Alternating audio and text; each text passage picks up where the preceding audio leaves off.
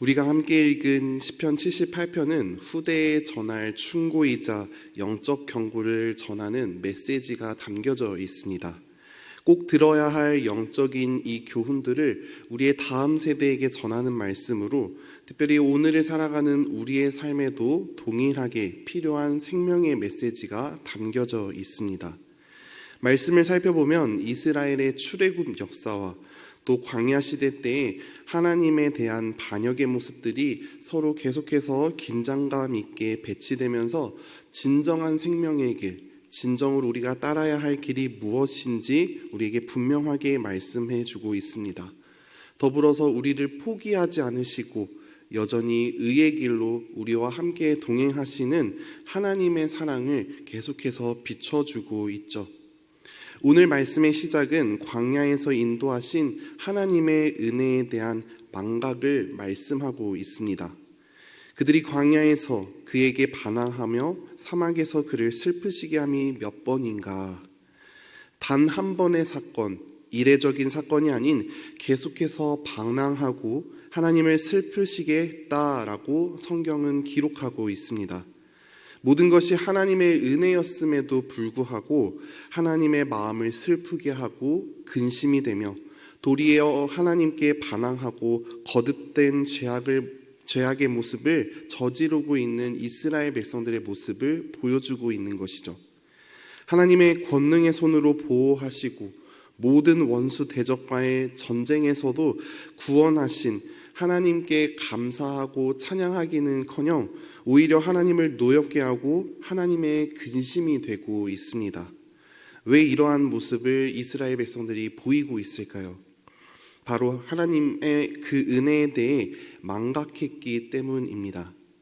하나님의 은혜를 당연한 것으로 받아들이고 또 그들의 자신의 공로나 의지로서 또한 자신이 받는 마땅한 것으로 여기며 하나님의 은혜에 감사하지 못하는 그러한 태도 때문에 그런 것이죠.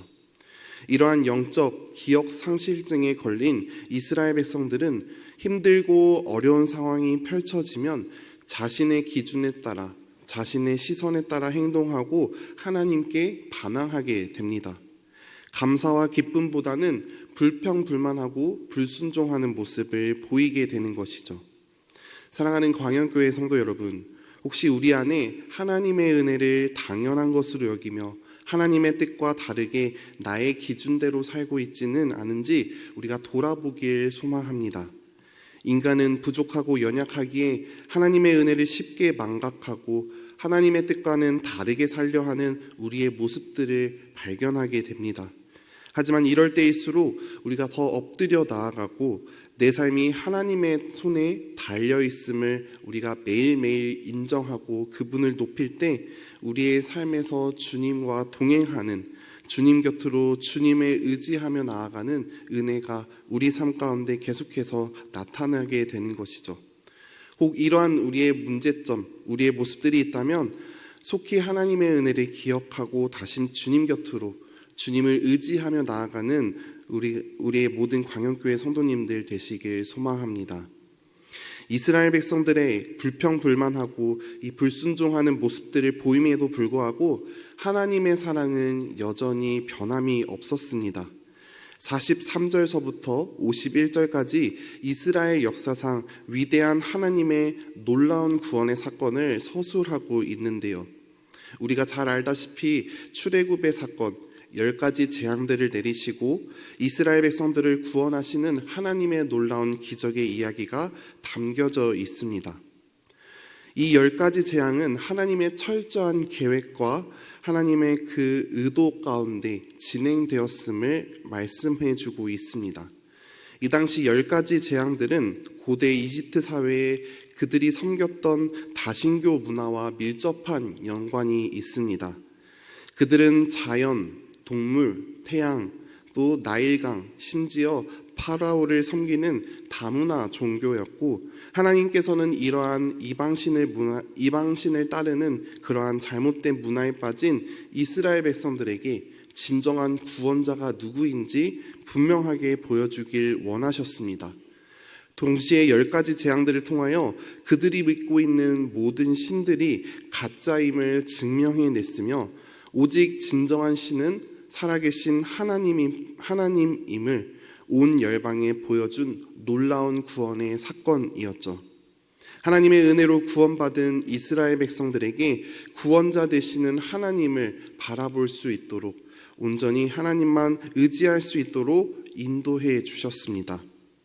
공교롭게도 51절까지 놀라운 하나님의 구원의 이야기를 서술하면서 52절에 다음과 같이 말씀하고 있습니다. 그가 자기 백성은 양같이 인도하여 내시고 광야에서 양떼같이 지도하셨도다. 아멘.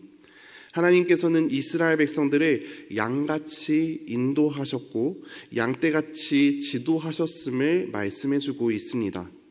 양이라는 동물, 목자 없이 살아갈 수 없는, 목자 없이 혼자 살아갈 수 없는 연약한 존재입니다.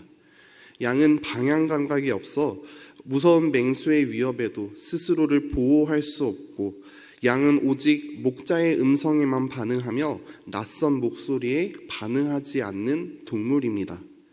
주님은 이러한 이스라엘 백성들의 상황을 양같이 비유하시면서 양이 갖고 있는 성품, 연약함, 그 한계에 대해 분명히 말씀해주고 있습니다. 이스라엘 백성들과 같이 우리도 마찬가지입니다. 우리는 다 양 같아서 그릇 행하여 각기 제 길로 가는 연약한 존재, 주님 없이 살아갈 수 없는 연약한 존재임을 동시에 드러내고 있습니다. 그러면서 오직 주님의 은혜가 필요한 존재임을 말씀해주고 있죠. 주님은 길 잃어버린 방황하는 저와 여러분들을 위해 이 땅에 오셨습니다. 참 목자가 되어주셔서 무엇이 참된 진리인지 구원의 길을 우리에게 보여주셨습니다. 그 구원의 주님을 의지하며 그 주님을 바라보며 동행하는 은혜가 있길 간절히 소망합니다. 계속해서 55절은 말씀에서 목자 되신 주님께서 어떻게 하셨는지 우리에게 말씀해주고 있습니다. 또 나라를 그들의 앞에서 쫓아내시며 줄을 쳐서 그들의 소유를 분배하시고 이스라엘의 지파들이 그들의 장막에 살게 하셨도다. 아멘. 목자 되시는 주님께서 그들을 장막 가운데 살게 하셨다라고 말씀합니다. 여기서 장막이란 이스라엘 백성들이 거하는 천막 개념의 거주지로 1차적인 표현을 우리에게 말씀하고 있지만, 이 장막은 하나님의 계획 아래 이루어진 언약의 성취이자 하나님의 약속의 땅에서 누리는 진정한 안식을 누릴 수 있는 완전한 상태를 의미합니다. 이 성막, 특별히 이 장막이라는 것은 신약에 와서 예수 그리스도를 통하여 완전한 성취를 이루게 되는데요.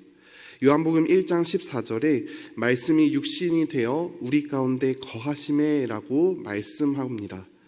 거한다라는 것이 바로 장막을 치다와 같은 의미로 우리에게 해석됩니다. 주님께서는 우리에게 진정한 장막, 우리에게 진정한 거처가 되어주셔서 주님 안에서 참된 안식을 누릴 수 있도록 인도해 주셨습니다. 우리는 예수 그리스도라는 영원하고도 완전한 장막 가운데 거하며 살아가는 새로운 존재로 우리를 새롭게 인도해 주신 것이죠. 사랑하는 광연교회 성도 여러분, 오늘의 이 말씀은 출애굽한 이스라엘의 역사를 기술하면서 다음 세대에게 전하는 교훈의 시입니다. 하나님이 어떻게 인도하셨고 어떻게 일하셨는지 보여주는 영적 교훈이 함께 담겨져 있죠.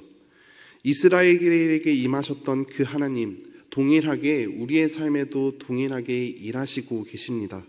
놀라운 구원의 역사로 더 이상 죄의 종노릇하지 않도록 우리를 거룩한 하나님의 자녀로 삼아주셨고, 예수 그리스도께서 진정한 장막이 되어주셔서 영원한 안식을 누릴 수 있도록 진정한 거처가 되어주셨습니다.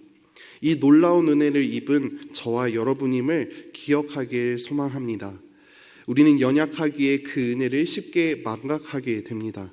하지만 그 은혜를 망각하지 않기 위해선, 그 망각의 죄를 벗어버리기 위해선 오직 한 가지밖에 없습니다.